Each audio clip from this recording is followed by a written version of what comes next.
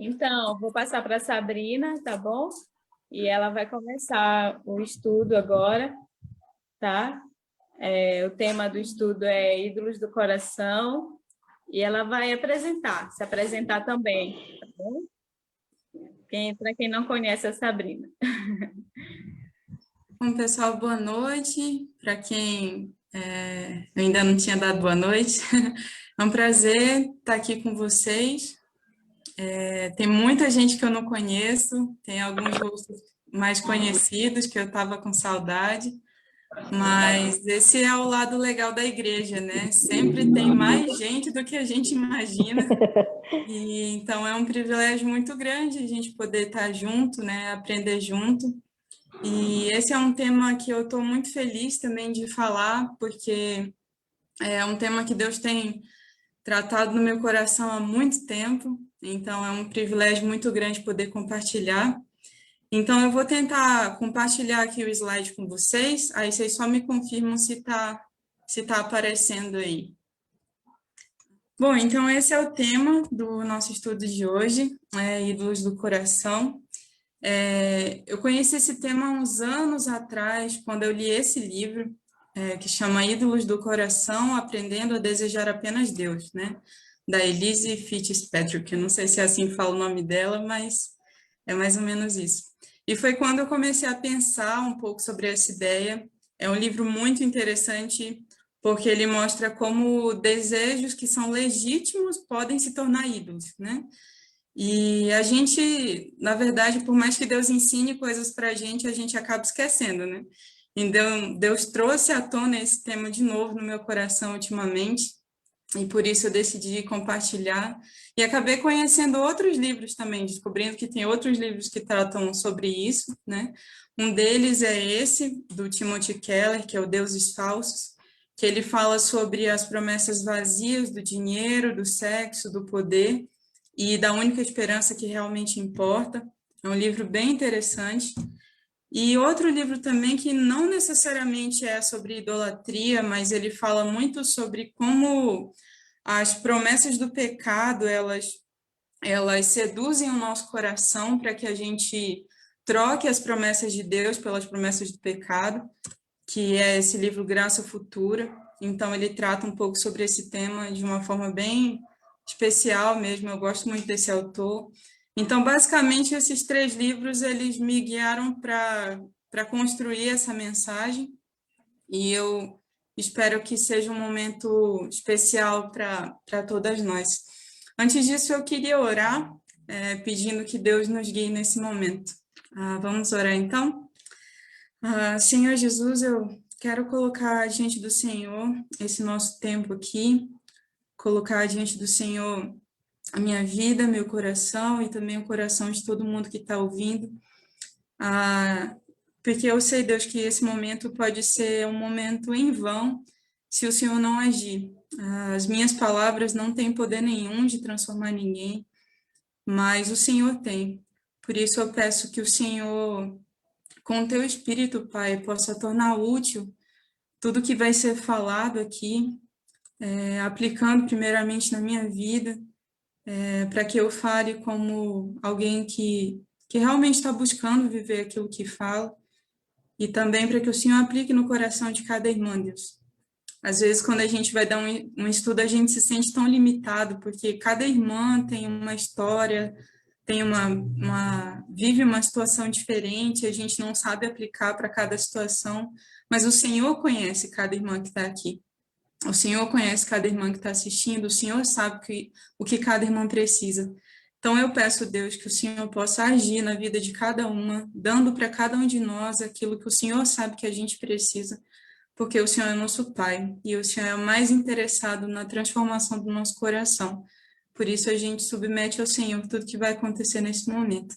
Em nome de Jesus que nós oramos. Amém. Então, vamos lá, irmãos. Antes da gente começar, eu sei que essa já é uma ideia conhecida, né, de que quando a gente fala de ídolos, a gente não está necessariamente falando simplesmente de imagens que são adoradas, né, e quando a gente fala de idolatria, a gente não está falando simplesmente de romarias, de procissões e coisas assim, Na verdade, a gente está falando sobre um conceito do coração, né? Não é um ídolo de imagem, mas é um ídolo do coração. E o Timothy Keller, ele traz essa definição de ídolo que é bem interessante. E ela diz assim: um ídolo é qualquer coisa mais importante que Deus para você, que domine seu coração e a sua imaginação mais do que Deus. Qualquer coisa que você busque a fim de receber o que só Deus pode dar. E essa é uma definição muito crucial, porque a gente precisa partir do pressuposto de que Deus criou a gente para desejar. Então, não é o desejar que é pecaminoso. Na verdade, é quando a gente deseja algo mais do que a Deus que o pecado começa, né? Então, desejar não é um problema, porque, na verdade, Deus criou a gente com esse potencial, com essa necessidade de satisfação. A questão é que só Ele pode preencher essa nossa necessidade de satisfação, né? Então, toda vez que a gente busca se satisfazer em outra coisa ou em outra pessoa, de uma forma que Deus não seja adorado, então a gente começa a idolatrar. Essa imagem aqui foi o que eu coloquei para a gente lembrar que um ídolo não é necessariamente uma imagem, né? Mas tudo aquilo que nós desejamos além de Deus. E então, essa definição aqui de ídolo é a definição do Timothy Keller, que é uma definição muito crucial, né, sobre o que é idolatria. Eu vou reler ela, já que vocês não estavam vendo, que fica melhor de visualizar, né? O ídolo é qualquer coisa mais importante que Deus para você, que domine o seu coração e a sua imaginação mais do que Deus. Qualquer coisa que você busque a fim de receber o que só Deus pode dar. Então, essa é a ideia de ídolo. Quando a gente compreende que a gente foi feito para adorar, que a gente foi feito para desejar, mas que a gente foi feito para se satisfazer somente em Deus, então a gente compreende que toda vez que a gente não faz isso, a gente idolatra, né? Então, toda vez que a gente busca encontrar a nossa alegria, a nossa satisfação em uma outra pessoa, em um sonho, em um plano, ou em qualquer outra coisa que não seja Deus, a gente começa a idolatrar. E é exatamente aqui que o pecado começa. Porque quando nós planejamos nossa carreira, o problema não está em planejar. O problema é quando a carreira se torna o propósito da nossa existência, né? O casamento pode ser algo desejado, mas a gente não pode permitir que o casamento seja a fonte da nossa alegria, né? Filhos, eles podem ser extremamente preciosos e devem ser, mas eles não devem ser a fonte da nossa felicidade, né? Então, toda vez que a gente coloca algo ou alguém acima de Deus, permitindo que esse algo ou alguém se torne a fonte da nossa satisfação, a gente está fazendo disso um ídolo, né? E isso remete a gente a uma frase muito conhecida de João Calvino, que diz: o coração é uma fábrica de ídolos. Mas eu quero que você tenha a seguinte imagem em mente. Quando a gente pensa em fábrica, a gente pensa nisso aqui, né? Naquela esteira gigante, uma linha de montagem, em que as pessoas vão montando tudo muito rapidinho e pá, pronto, ali no final já está um ídolo pronto. Mas não é assim, né? A fábrica de ídolos dentro do nosso coração não é uma linha rápida, automatizada, onde os ídolos são produzidos a todo momento, a todo instante. Quando o João Calvino disse sobre o coração ser uma fábrica de ídolos, é mais na ideia de uma fábrica artesanal, né? É quando você pega algo que você dedica amor, que você dedica tempo, que você se cativa àquela coisa, e aí então, esse algo amado, desejado, começa a se tornar um ídolo, né? Então, sabe hoje em dia, quando as coisas mais caras agora estão vindo com esse símbolo feito à mão, produto artesanal, até hambúrguer agora, só porque é artesanal, é R$ 30, né, o hambúrguer. Então, mas é porque carrega essa ideia mesmo, né, de que as coisas que são artesanais, que são produzidas à mão, elas têm mais valor para a gente. E é por isso que, na verdade, a gente precisa saber disso. Todos os nossos ídolos do coração possuem esse selo neles, feito à mão. porque eles são produzidos por nós mesmos. Eles não surgem em nosso coração à toa. Eles são produzidos por nós, com muito carinho, com muita atenção, com recursos, com tempo, até eles se tornarem ídolos. Mas o que realmente a gente vai focar a nossa atenção hoje é na história de uma personagem da Bíblia, para que nós possamos analisar a história dela e entendermos como a gente pode fazer com que um sonho legítimo se torne um ídolo do coração. A gente vai fazer isso através da história de Raquel. E eu gostaria de convidar você a abrir sua Bíblia em Gênesis 29, para primeiro a gente entender um pouquinho sobre quem era Raquel, e a gente então vai ver passo a passo na história dela como que a idolatria foi acontecendo e como a idolatria acaba se tornando a fonte para muitos outros pecados. Bem, para a gente começar, quem era Raquel, né? Primeiramente, em Gênesis 29, versículo 9, diz assim: ele ainda estava conversando quando chegou Raquel com as ovelhas do seu pai, pois ela era pastora.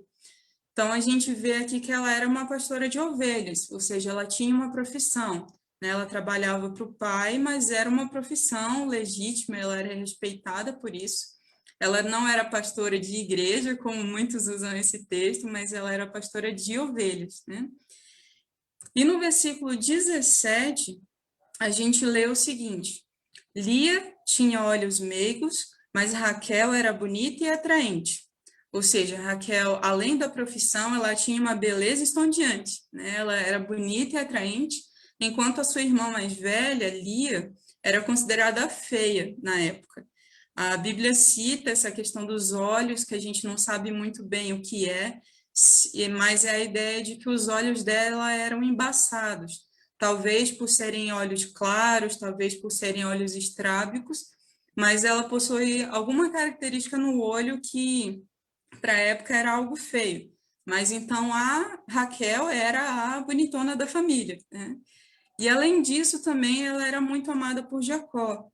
No versículo 18, nós lemos: como Jacó gostava muito de Raquel, disse: trabalharei 7 anos em troca de Raquel, sua filha mais nova. E no versículo 20 diz: então Jacó trabalhou 7 anos por Raquel, mas lhe pareceram poucos os dias, pelo tanto que a amava. Então você imagina, alguém trabalha 7 anos para você, por você, para casar com você. Ele é enganado por Labão, né? Labão da filha mais velha, Labão da Lia para Jacó. Então ele trabalha mais 7. Então, na verdade, ao todo ele trabalha 14 anos só para ter a mulher da vida dele. Então, realmente, ela podia ter total convicção do quanto ela era amada, né? Mas o que a gente pode perceber é que, para a época, Raquel tinha tudo que uma mulher poderia sonhar, né? Ela tinha uma profissão, ela tinha beleza, ela tinha amor, mas como em toda história tem um porém, a Bíblia traz aqui um porém sobre a história de Raquel. No versículo 31 diz: Raquel, porém, era estéril.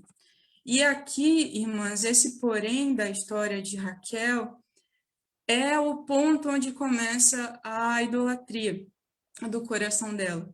Porque algo que a gente precisa lembrar é que a história de Jacó, ela em si revelava o poder de Deus, né? Vocês podem recordar que a mãe de Jacó, Rebeca, era estéril, que a avó de Jacó, que era Sara, também era estéril.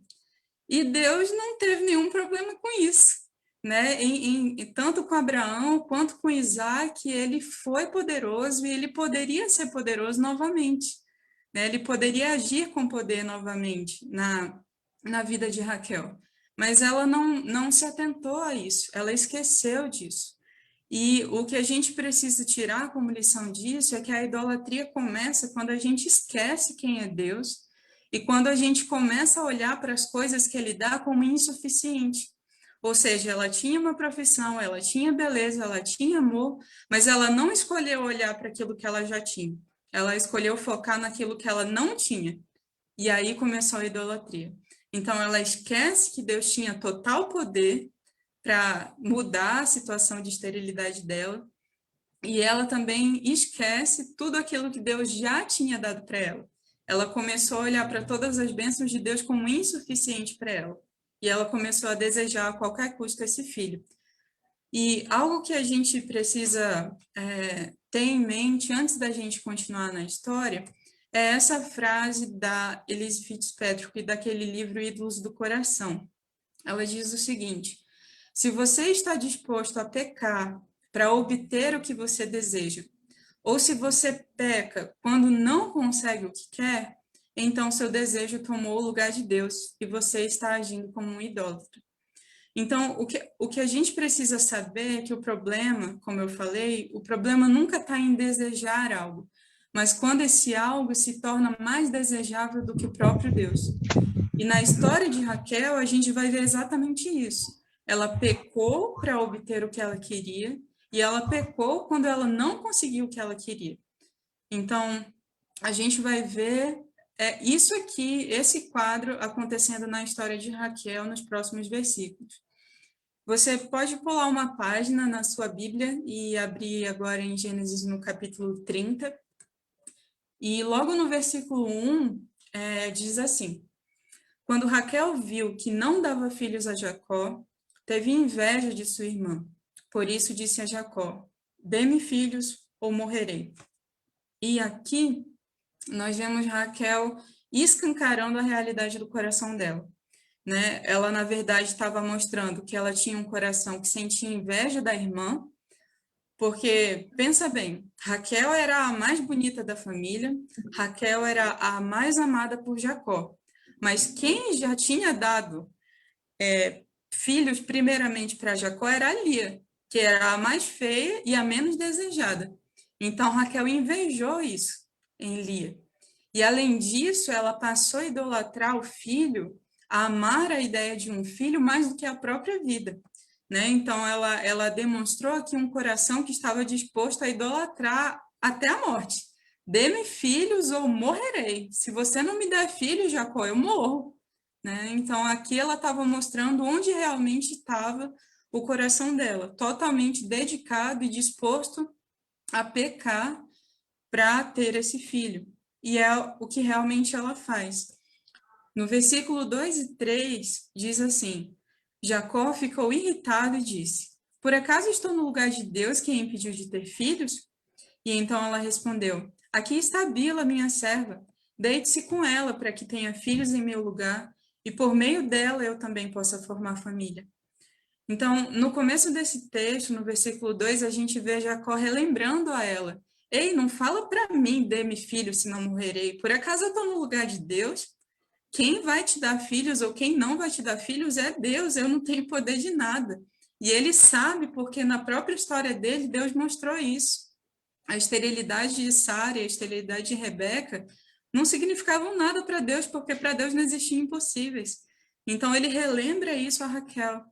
Eu não estou no lugar de Deus. Deus é quem decide se você vai ter filhos ou não.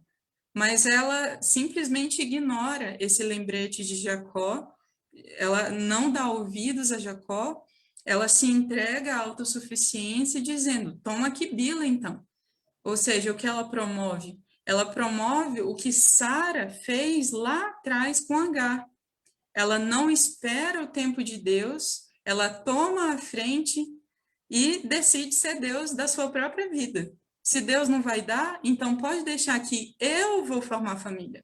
Eu vou dar o filho que Deus não está me dando. E eu só queria, irmãs, aqui fazer uma observação paralela, porque eu sei que esse é um assunto um pouco delicado, mas já a gente volta para o texto, que é a ideia da adoção, tá? Eu não quero que você jamais pegue esse texto e aplique para aquelas pessoas que não podem ter filhos e decidem adotar, como se a adoção fosse sinônimo de falta de fé, ok? Adoção não é sinônimo de falta de fé. Muito pelo contrário, a adoção é um ato de amor cristão em que você decide ser a família de uma criança que não tem família, né? Então, se uma mãe, por ser estéril, decide adotar, ou se uma mãe, mesmo já tendo filhos, decide também adotar, ela está fazendo isso de maneira legal, de maneira cristã, de maneira correta. O que Raquel fez aqui não foi adotar. Ela fez isso de uma forma pecaminosa, ela promoveu adultério na própria família dela, para que ela pudesse formar a família dela. E a adoção não se encaixa nesse quadro, ok? Eu achei importante deixar aqui essa aplicação, porque eu sei que muitas vezes a adoção é mal compreendida, mesmo no meio cristão. Então, feita essa observação paralela aqui, a gente pode voltar ao texto. Nos versículos 4 a 6, acontece o seguinte: por isso, ela deu a Jacó sua serva Bila por mulher. Ele deitou-se com ela, Bila engravidou e deu-lhe um filho. Então Raquel disse: Deus me fez justiça, ouviu o meu clamor e deu-me um filho. Por isso deu-lhe o nome de Dan. Você consegue perceber aqui o que Raquel fez? Ela atribuiu a Deus aquilo que ela tinha conseguido de maneira pecaminosa. É como, por exemplo, você comprar algo que você sempre sonhou e você posta no Facebook, no Instagram, para todo mundo ver, presente do Senhor. Olha, gente, o que Deus me deu, que privilégio, que graça do Senhor. Mas aí o que acontece é que, na verdade, você prejudicou o orçamento da família para comprar aquilo, você se endividou para comprar aquilo, você parou de contribuir com a obra de Deus para comprar aquilo, mas o que todo mundo está ouvindo foi bênção de Deus, mas na verdade foi fruto da própria ganância, né, do próprio pecado. Então, isso é o que a idolatria promove no nosso coração. Ela promove um auto-engano. A gente começa a mentir para a gente mesmo, quando a gente consegue algo que a gente quer muito, mas de maneira pecaminosa, e quando a gente consegue, a gente diz, olha, foi Deus que me deu. E foi exatamente o que Raquel fez aqui. Deus me fez justiça. Deus ouviu meu clamor. Quando não, Deus nunca teve a intenção de que o adultério fizesse parte da família. E foi exatamente o que Raquel fez. Ela promoveu o adultério dentro da sua família para formar a família que ela desejava, só por causa da inveja que ela tinha da irmã, como a gente viu nos primeiros versículos. E essa inveja se mostra novamente aqui nos versículos 7 a 8. Os versículos dizem assim: Bila, serva de Raquel, engravidou novamente e deu a Jacó o segundo filho. E então disse Raquel: Tive grande luta com minha irmã e venci, pelo que o chamou de Naftali. Então, se no texto anterior, nos versículos anteriores, a gente vê Raquel se enganando, a gente vê Raquel cometendo esse pecado do auto-engano, aqui ela é completamente honesta, né? Aqui ela é completamente sincera, mostrando que a real motivação do sonho dela era a competição com a sua irmã, que aos olhos de Raquel era mais feia, era menos desejada, então ela não tinha o direito de ser a primeira a dar filhos a Jacó. Lia já tinha dado 4 filhos para Jacó. Por isso ela tomou essa atitude de desespero. Ela promove esse adultério dentro da própria família, tendo em vista uma competição com a irmã, simplesmente por vingança, simplesmente por inveja. Mas vem Deus e age. Nos versículos 22 a 24, diz assim: Então Deus lembrou-se de Raquel. Deus ouviu seu clamor e a tornou fértil. Ela engravidou e deu à luz a um filho e disse: Deus tirou de mim a minha humilhação e deu-lhe o nome de José e disse: Que o Senhor me acrescente ainda outro filho. E algo belo que a gente precisa tirar para a nossa própria vida nesse texto é que, por mais que a gente esteja aqui analisando, talvez até friamente, os pecados de Raquel e como a idolatria teve presente na vida de Raquel, Deus conhecia o sofrimento dela. Deus conhecia as lutas dela. E por mais que ela tivesse pecado contra Deus, por mais que ela tivesse pecado contra a irmã dela e contra Jacó, Deus ainda tinha graça para dar. E isso nos mostra, irmãs, como a graça de Deus é infinitamente maior do que os nossos pecados. Então, primeiramente, a gente precisa reconhecer isso, de que não importa o quão feia a história de alguém seja, não importa o quão intensos sejam os pecados que essa pessoa comete, Deus sempre tem graça disponível. Ele se lembrou de Raquel, ele ouviu o clamor de Raquel, ele tornou Raquel fértil.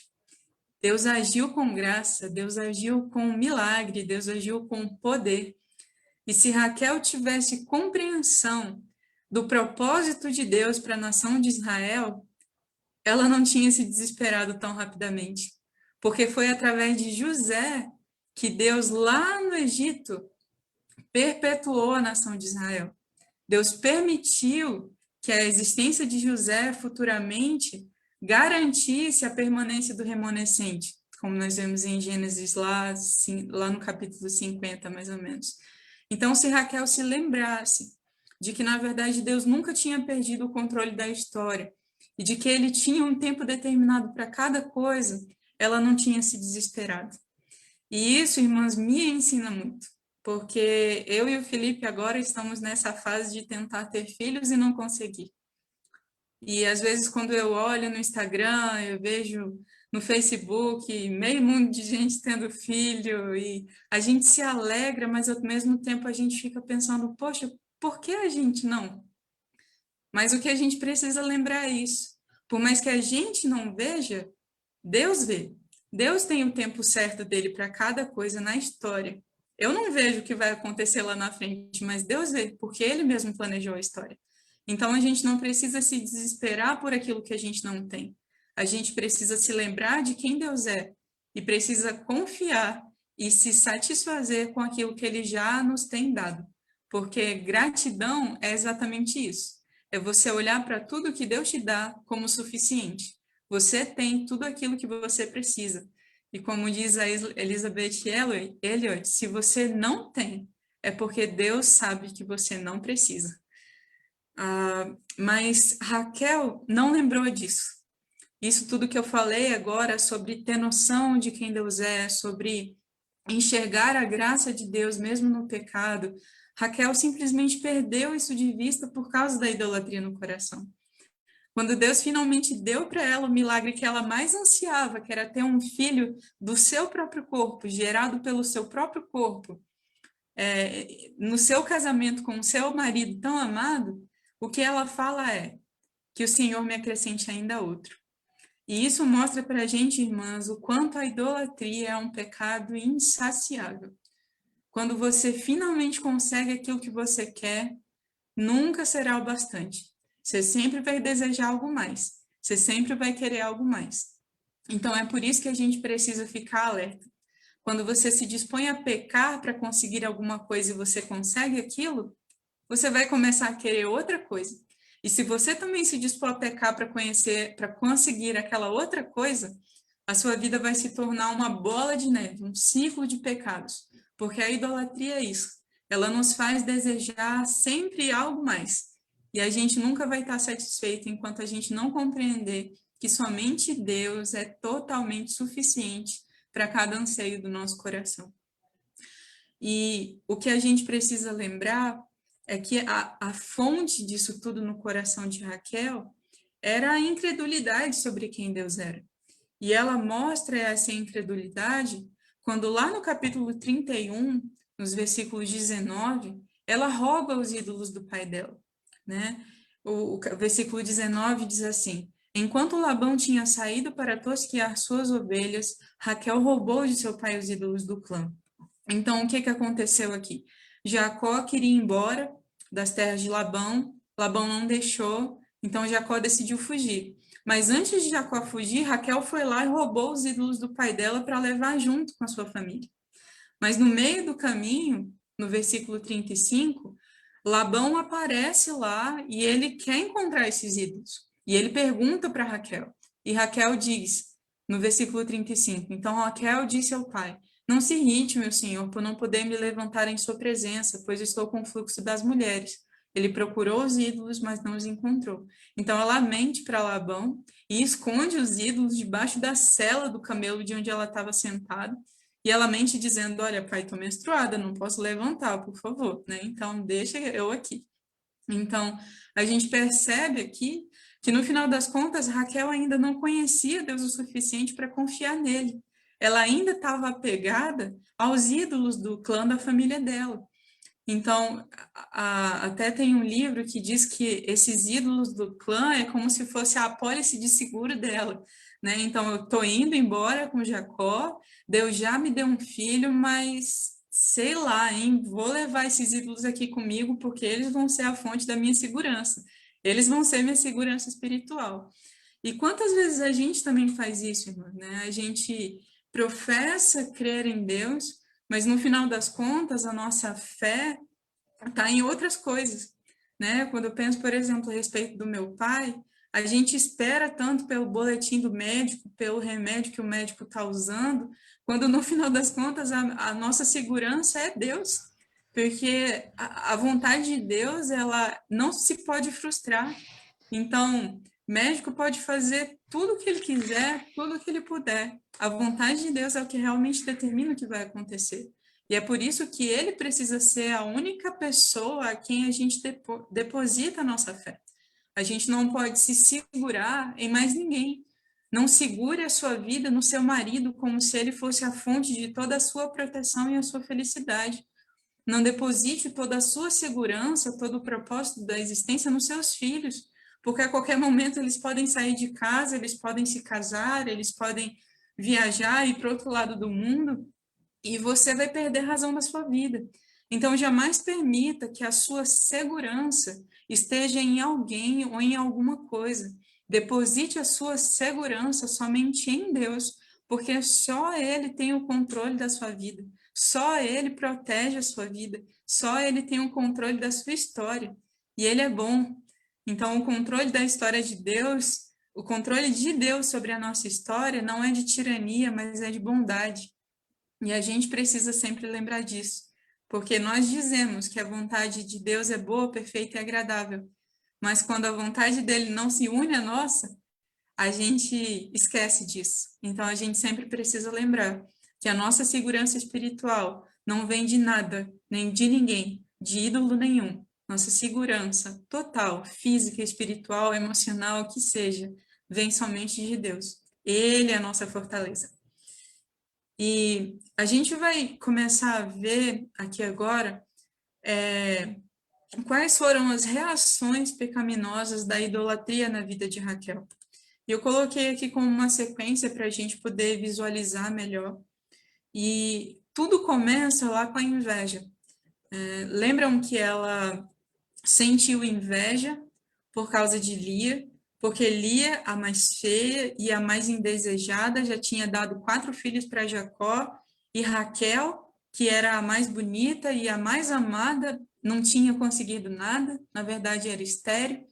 Ela começa a alimentar essa inveja no coração, e o desejo legítimo de ter um filho passa a se tornar um ídolo, porque ela começa a fazer isso a qualquer custo. Ela peca porque ela não consegue ter o filho, ou seja, ela tem inveja, e ela começa a pecar para ter esse filho, que é justamente o pecado seguinte, que é a autossuficiência. Ou seja, ela passa a querer tomar o lugar de Deus. Ela promove adultério no lar dela, e ela começa a formar a família pela própria força. E quantas vezes nós fazemos isso, né, irmãos? Agora, casada, eu tenho tido cada vez mais noção disso.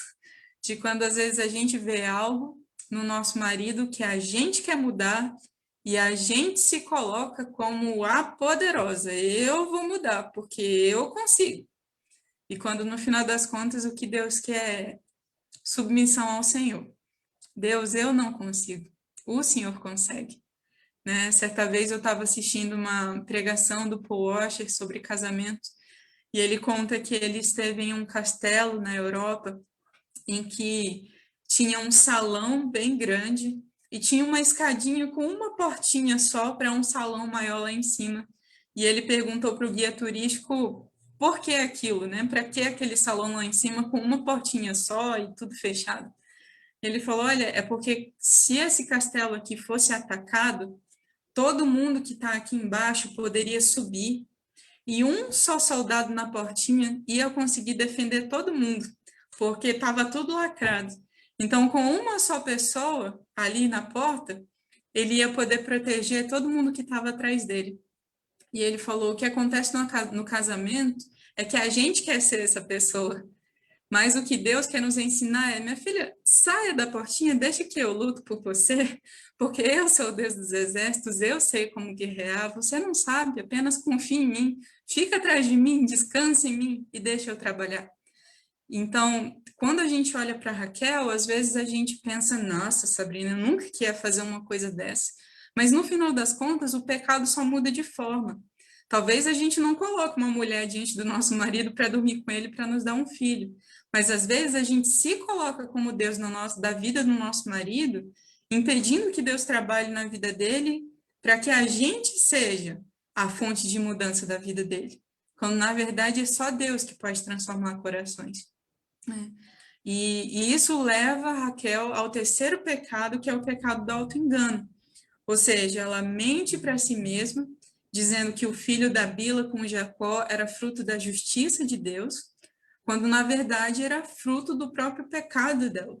Então a gente precisa guardar isso em nossa mente para que a gente não conquiste as coisas pela própria força, pecaminosamente, para no final dizer: ah, Deus, obrigado porque o Senhor me abençoou, quando talvez não seja uma bênção de Deus.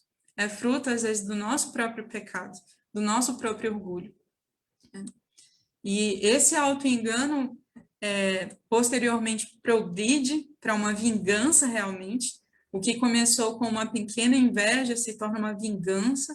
Raquel realmente começa a competir com a irmã dela.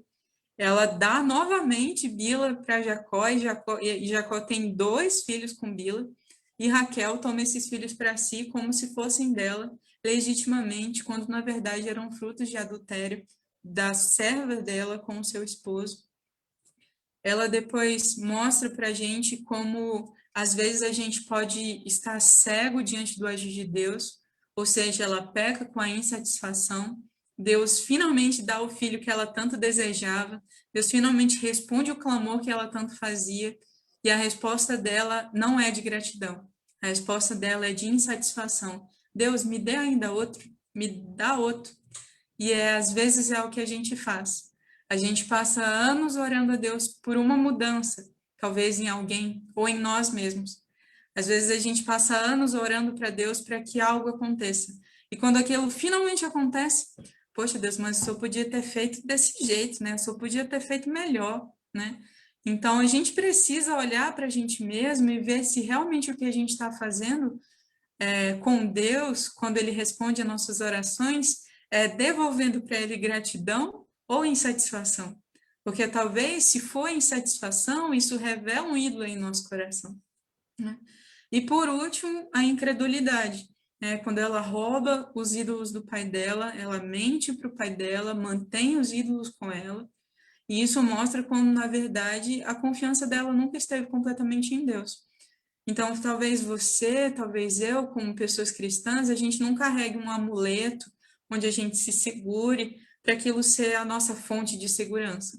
Mas, às vezes, a gente confia toda a nossa segurança em alguém, na vida de alguém, na existência de algo, na nossa casa, no nosso carro, na nossa carreira, e quando aquilo se acaba, a gente entra em desespero, porque Deus não era a nossa fonte de segurança, e sim a pessoa que pode falecer, sim uma casa que pode ser vendida, pode ser roubada, em uma carreira que pode acabar, né? E agora, nesse momento de pandemia, nós podemos contemplar realmente, de uma forma muito crucial, ídolos em nosso coração, porque a gente firmava nossa segurança em muitas coisas, talvez em profissão, talvez em um negócio que você estava começando, talvez em seu casamento, em seus filhos, no seu pastor, talvez no ministério.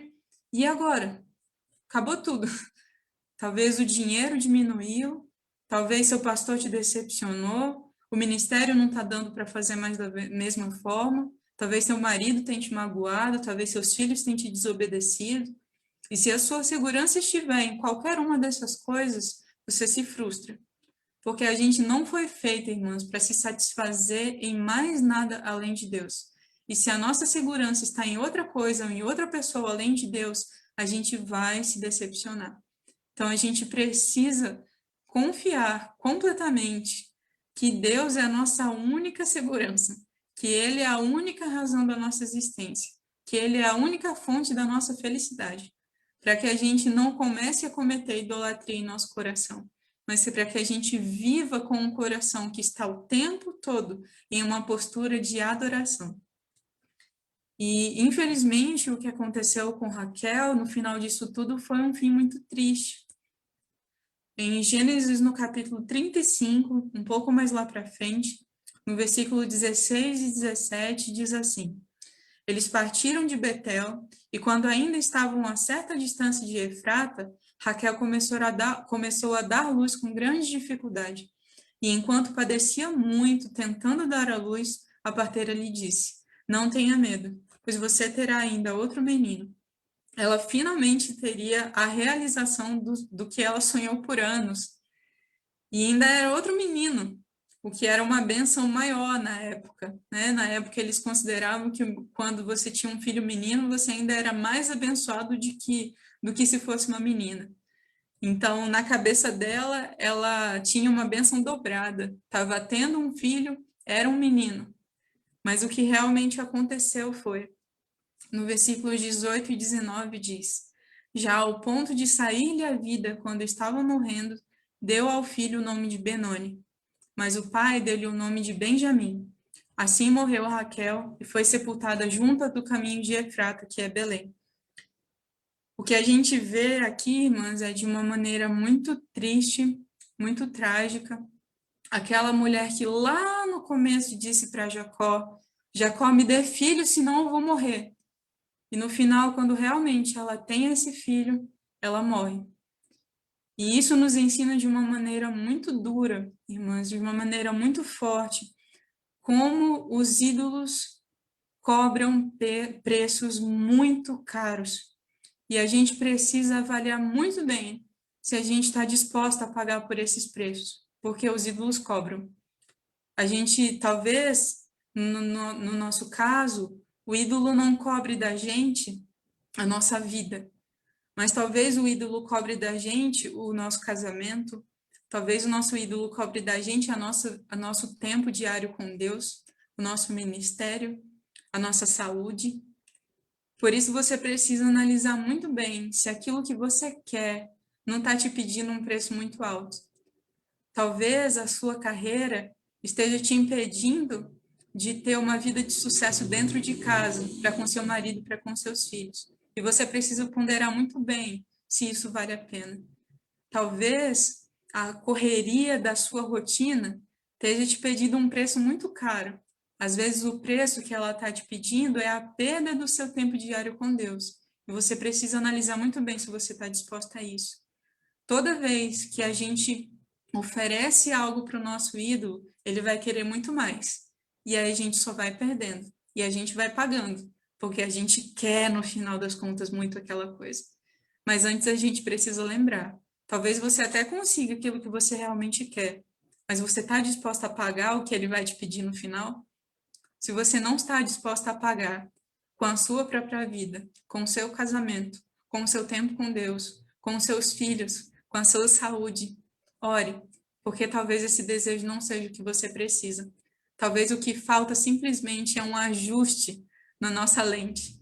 Talvez a gente só precisa olhar para tudo que a gente já tem como suficiente e sermos contentes em Deus, sermos gratas em Deus por tudo que Ele já nos deu. E o que a gente viu aqui na vida de Raquel foi exatamente o contrário. Ela não buscou a alegria que ela podia ter em Deus. Ela buscou a alegria em um filho. E no final das contas, o que esse filho trouxe foi tristeza para ela. E por isso ela lhe dá o nome de Benoni. Benoni significa filho da minha tristeza. Aquilo que ela mais sonhou, aquilo que ela mais ansiou, no final, foi sinônimo de tristeza para ela. Graças a Deus, Jacó mudou o nome de Benoni para Benjamim, que significa filho da minha mão direita ou filho da minha alegria. Porque imagina uma pessoa crescer com esse peso, né, de que foi filho da tristeza de alguém.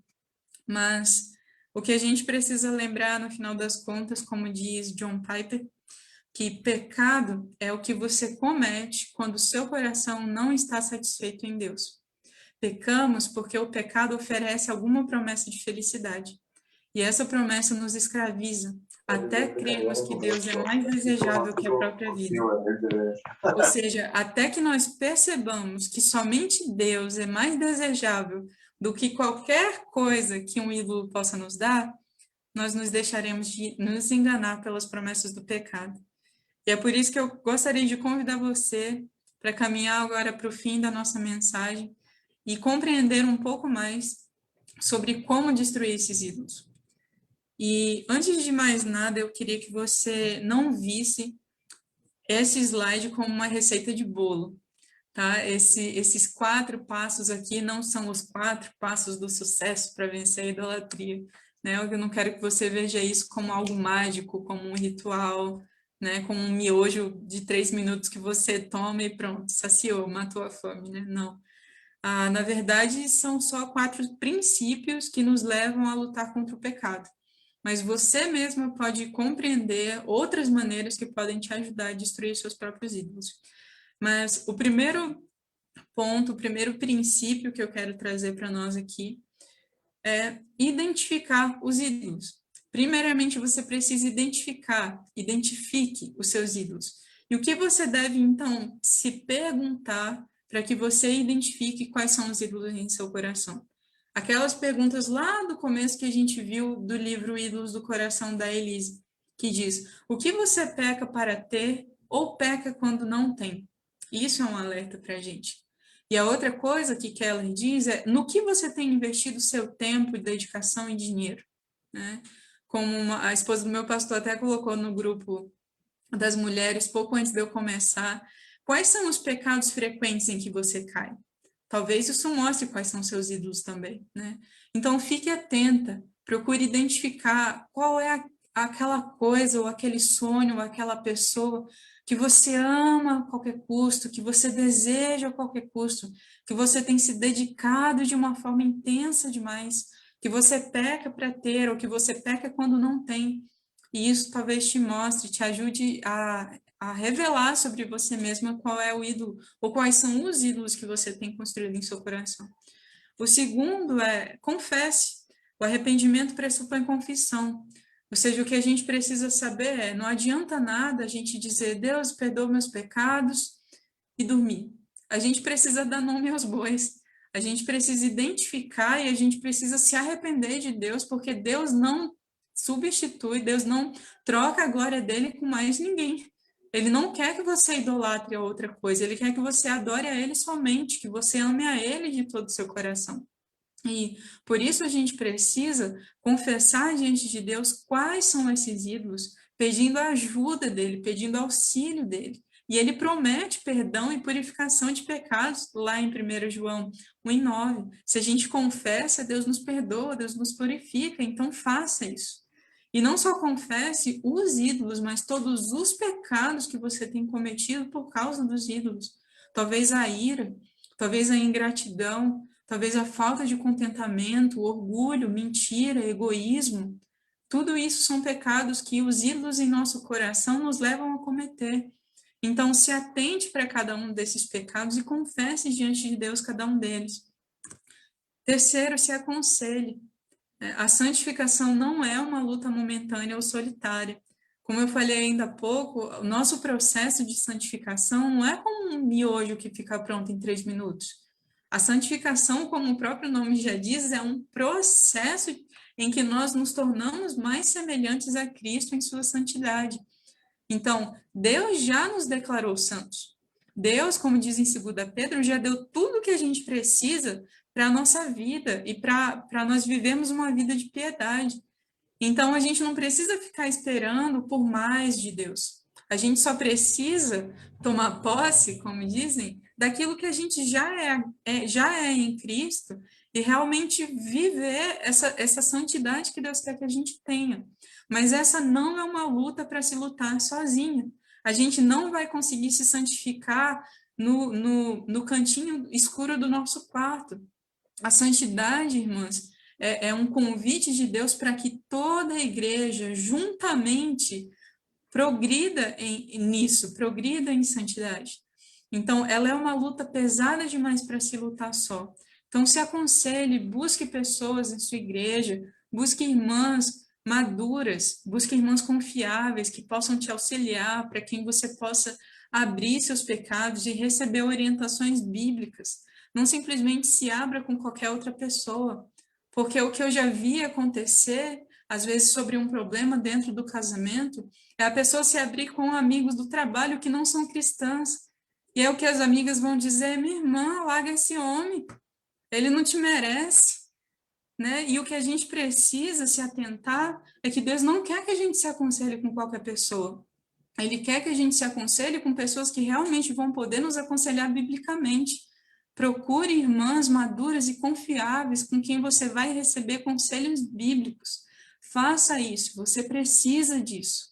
Não se engane, ninguém caminha sozinho na vida cristã. Nós precisamos umas das outras. Não menospreze o discipulado entre as mulheres na sua igreja. Não menospreze a capacidade que nós temos de auxiliar umas às outras. Se aconselhe, busque por isso. Isso é mandamento de Deus para a nossa vida. E por último, se alegre em Deus. Talvez esse é um dos passos mais difíceis na nossa caminhada contra a idolatria, mas certamente é um dos passos mais importantes, porque somente o contentamento em Deus supre os nossos anseios. Enquanto Deus não for a única fonte da nossa felicidade, a gente vai ficar procurando alegria e satisfação em tudo quanto é coisa nesse mundo, menos em Deus. Por isso a gente precisa lembrar, como Keller diz, Jesus deve se tornar mais belo para a sua imaginação, mais atraente para o seu coração do que seu ídolo. É isso que substituirá seus deuses falsos. Se você arrancar o ídolo e não plantar o amor de Cristo no lugar, o ídolo tornará a crescer. E aqui você precisa compreender isso, que a sua alegria em Deus não é algo subjetivo. Não é algo que você vai ficar meditando, eu vou me alegrar em Deus, eu vou me alegrar em Deus e pronto, pá, de uma hora para outra, você vai começar a se alegrar em Deus, ficar contente em tudo que Deus dá e se satisfazer na vontade dele para a sua vida. Não é assim. Da mesma forma que os ídolos demoram para ganhar espaço em nosso coração, eles também demoram para ser retirados de lá. E essa substituição, às vezes, é um pouco mais lenta do que a gente pensa. Então, a gente precisa ser paciente com o nosso processo de santificação. Se alegrar em Deus não é um passe de mágica. É uma luta de momento a momento. Porque a todo momento as tentações virão. A todo momento você vai querer depositar a sua alegria, a sua esperança, a sua segurança em algo ou em alguém. Mas a todo momento você precisa lembrar: Deus é a minha força, Deus é a minha alegria, Deus é o meu sustento. Ainda que tudo no mundo se abale, Ele é a minha segurança, Ele é a minha fonte segura. Isso é um processo em que você prega para si mesmo as verdades da Escritura, em que você, através da Bíblia, conhece cada vez mais e se encanta cada vez mais com o caráter de Deus. É um processo onde, através da oração, você declara a Deus o seu amor por Ele, você pede a Ele que Ele promova a alegria em seu coração. Eu lembro tanto de Davi, quando ele peca contra Deus, e no Salmo 51 ele diz: Deus, restitui a alegria da minha salvação. E às vezes a gente precisa fazer isso. Deus, eu não estou conseguindo me alegrar, mas eu sei que isso é um pecado. Então, por favor, restaura dentro de mim o meu amor pelo Senhor, a minha paixão pelo Senhor. Se torne atraente para mim como o Senhor realmente é. Que eu nunca olhe para o Senhor como menos do que o Senhor é, totalmente digno do meu amor, totalmente perfeito, totalmente suficiente para preencher o meu coração. Então, faça da oração declarações de amor e de dependência para Deus. E faça isso com pessoas. Busque pessoas, busque irmãos. A sua igreja, as pessoas à sua volta são parte essencial desse processo do seu contentamento em Deus. Porque, como eu falei certas vezes, às vezes você vai estar tão fraco, tão deprimido, tão para baixo, que você não vai conseguir nem orar. Mas alguém pode orar por você. e Deus pode usar essa pessoa para restituir a alegria em seu coração. Então, nunca esqueça, irmãs, desse processo de alegrar-se em Deus. É um processo de momento a momento, é uma caminhada, mas é uma caminhada que não se faz sozinha. Você faz isso com o Espírito Santo, você faz isso com a palavra de Deus, você faz isso com o coração, e você faz isso com a igreja. E você faz isso substituindo a idolatria pela adoração. Como eu falei no começo, nós fomos feitas para adorar. E é por isso que a gente fica tentando adorar o tempo todo, porque a gente foi feita para isso. Mas Deus não só criou a gente para adorar, Ele criou a gente para adorar a Ele. Ele criou a gente para adorar o nosso relacionamento com Ele e encontrar completa alegria e satisfação nele. E toda vez que a gente faz isso com outra coisa ou com outra pessoa, a gente idolatra. Por isso, substitua a idolatria pela adoração. Não enxergue a adoração como um momento num culto em que você canta, como um momento em que você está evangelizando. Enxergue a adoração como uma postura de coração, onde o tempo todo você está aprendendo a declarar que Deus é totalmente suficiente para preencher o seu coração, que Deus é o único digno de receber toda a glória, que Deus é maravilhoso, que Deus é lindo, que Deus é suficiente, que Deus é perfeito. Encharque a sua mente com essas verdades e você vai estar adorando, lavando a louça, servindo alguém que te tratou mal, perdoando alguém que te ofendeu, lidando com seu filho rebelde, esperando em Deus por uma gravidez, seja lá qual for a sua situação. Não permita que a idolatria defina o seu dia. Permita que a adoração defina cada momento do seu dia.